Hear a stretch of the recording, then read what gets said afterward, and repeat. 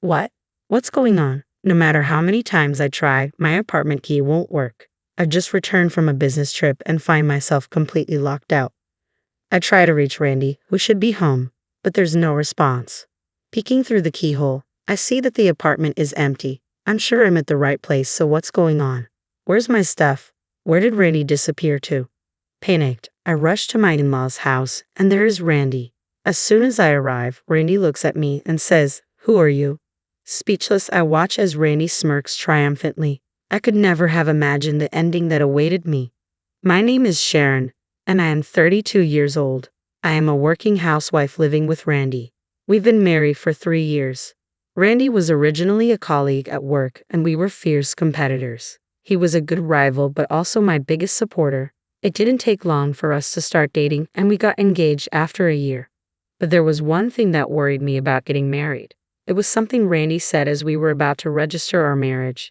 "Sharon, I'm thinking of quitting my job after we get married." "What? Quitting your job? Why would you do that?" I asked, stunned. "Actually, I've been thinking about this for a while. I want to use my experience to start my own company." "Your own company?"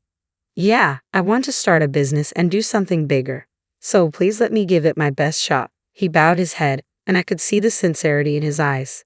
I didn't know how to respond. I wanted to support Randy as his biggest advocate, but quitting his job to start a business was a huge risk. We were married now, and I hoped to have kids someday. Was it really necessary to sacrifice our stable life for this dream? I couldn't voice my concerns to Randy. In the end, he quit his job as soon as we got married and used all our savings to start a staffing agency. People often said, "Wow, Randy is amazing. Aren't you proud your husband is a CEO?" But I didn't feel that way at all. My female colleagues, especially my good friend Marilyn, seemed to understand my unease. "Starting a business right after getting married is too risky," Marilyn often said, echoing my thoughts. "I agree with you, Marilyn." I wanted to say no, but I couldn't. "Be careful, Sharon. Randy tends to push things through based on his mood." "I know. I've seen him make mistakes at work because of that." "You'll have to keep an eye on him, Sharon." "I will. I'll listen to him regularly and do what I can. But the truth is, I've only ever done my current job, so the world of entrepreneurship is completely unknown to me." "Why did Randy suddenly want to start a business, and why a staffing agency?" I asked, but Randy never gave me a clear answer. Though Randy had started his own company, it seemed he hadn't thought things through. He hired several employees right off the bat, but with little work coming in, the labor costs were skyrocketing. In today's world, there are countless staffing agencies online, so offering face-to-face staffing services was, to put it bluntly, reckless. Randy used to be competent at his job, but ever since he quit, his ideas seemed to be running dry. Sure enough, the company ran out of funds in no time, and employees started quitting. Finally, unable to pay salaries, Randy approached me. "Sharon, can you lend me $20,000? "What, $20,000? Do you even realize how much money that is?" "I do, but what choice do I have? I have to pay the employees." "That may be true, but that's not my problem." "You are my wife, and you are saying it's not your problem. You married me, committing to a lifetime together, right?" "Right, so you should help me out when I'm in trouble." Randy spoke as if he had done nothing wrong. I couldn't find the words to respond to his cold, disdainful gaze. For the next few days, Randy kept demanding the $20,000, adding insults like, "This happened because you didn't support me as a wife. It's all your fault. You need to cover the financial shortfall." I was berated daily and even faced some physical aggression. As days went by, I started to believe that maybe it was my fault. A year into our marriage, Randy's company teetered on the edge of bankruptcy. By then, my savings had significantly dwindled, mostly drained by efforts to keep Randy's company afloat. Despite the dire situation, Randy refused to consider shutting down the business. Instead, he sought help from his parents, my father-in-law, an average office worker, and my mother-in-law, a homemaker, had little to spare, but they couldn't turn away their desperate son. Ultimately, they mortgaged their house to lend him the money. Learning of this, even I was taken aback. How far would any parent go for their child? If Randy's company failed, they'd lose their home. Unfortunately, my fears materialized when Randy's company collapsed within just 6 months, leaving us drowning in debt. Following the fallout, Randy seemed to lose all drive to work. He spent his days idling around the house. Unable to tolerate it any longer, I confronted him multiple times. Randy, look, we're not exactly swimming in cash either. I've exhausted my savings. Can you please start looking for a job? What?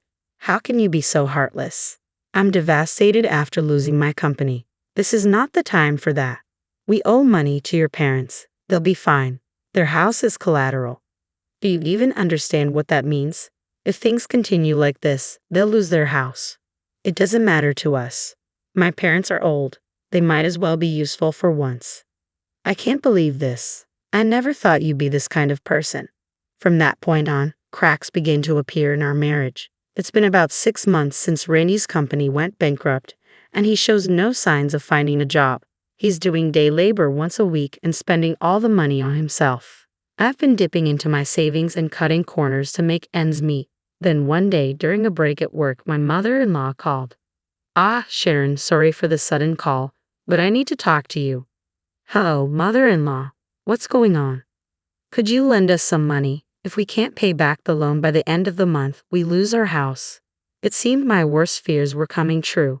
I told my mother-in-law, let me think about it. I've already talked to Randy, but he said, I don't have any money. If you lose the house, so be it. What? Randy said that? What should we do, Sharon? We're going to lose our home. Calm down, I have an idea. After hanging up, I called my father, who answered immediately. Hey Dad, it's Sharon. A long time, not talk. How are you? I'm fine, but there's a problem. What happened? Randy's company went bankrupt, and now his parents might lose their house. What? Why? After explaining the situation, my father agreed to help financially, even though Randy was clearly at fault. My dad said, he is the man you chose, and didn't blame me. My father is a wealthy real estate investor, and I've never had to worry about money. The rental income alone is a considerable amount, so to be honest, I never had any problems making ends meet until I got married. But when I got a job, I decided to be financially independent and refuse any support from him. And Randy ruined all of that. I felt guilty, but I had no choice but to accept my father's help to save my in-laws. I kept it a secret from Randy and transferred the money to my in-laws. Why didn't I tell Randy? I've only told him that my dad is a real estate agent. If he found out about my father's wealth, I feared he'd change his attitude and start demanding money. If that happened, it would be the end of us. If we are going to continue living together, I don't want to grow to resent Randy. That's why I have to keep my father's wealth a secret from him.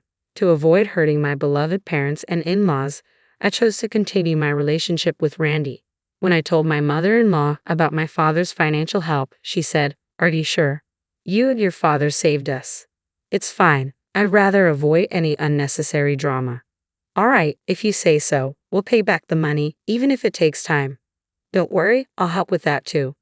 Thank you, Sharon. You've been a lifesaver. I could hear the tremor in my mother-in-law's voice over the phone. I was glad that I could help her. Knowing that she had been pushed into such a corner, I felt a sense of relief in being able to assist.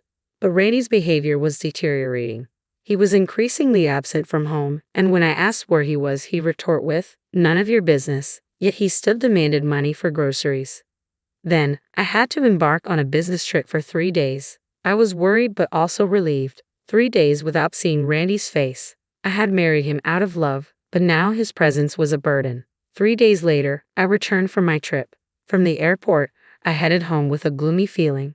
I should have been eager to get home, but the thought of seeing Randy again filled me with dread. When I tried to unlock the door, something felt off. What's going on? No matter how many times I tried, the key wouldn't work. Randy wasn't responding to my calls. It seemed like I was locked out. What should I do if Randy is not home? I can't get in. And it wasn't just that. Peering through the peephole, I saw that the apartment was empty. The house shouldn't be wrong, but why?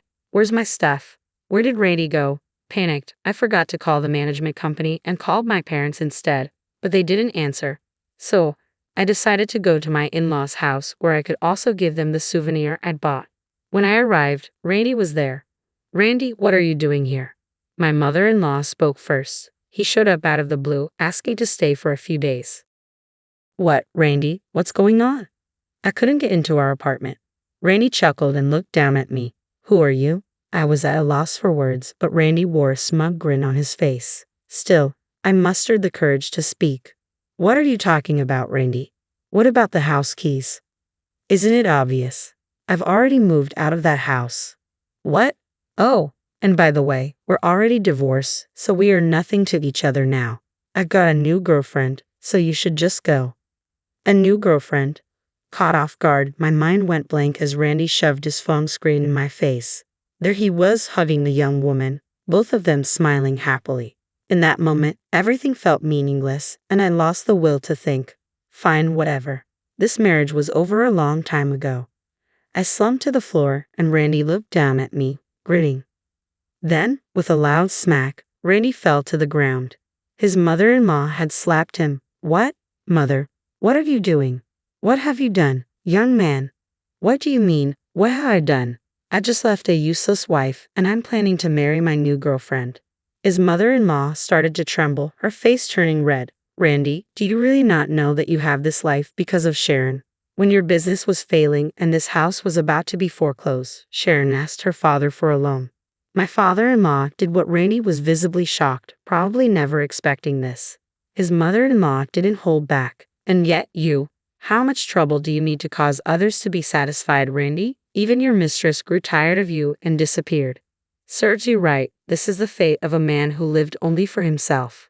After the divorce, I moved back in with my parents. They're worried about me, fresh out of a failed marriage, but truth be told, I have no regrets. I have a job and a loving family who stand by my side. That alone makes me feel truly blessed. From now on, I want to live my life to the fullest for the people who truly care about me.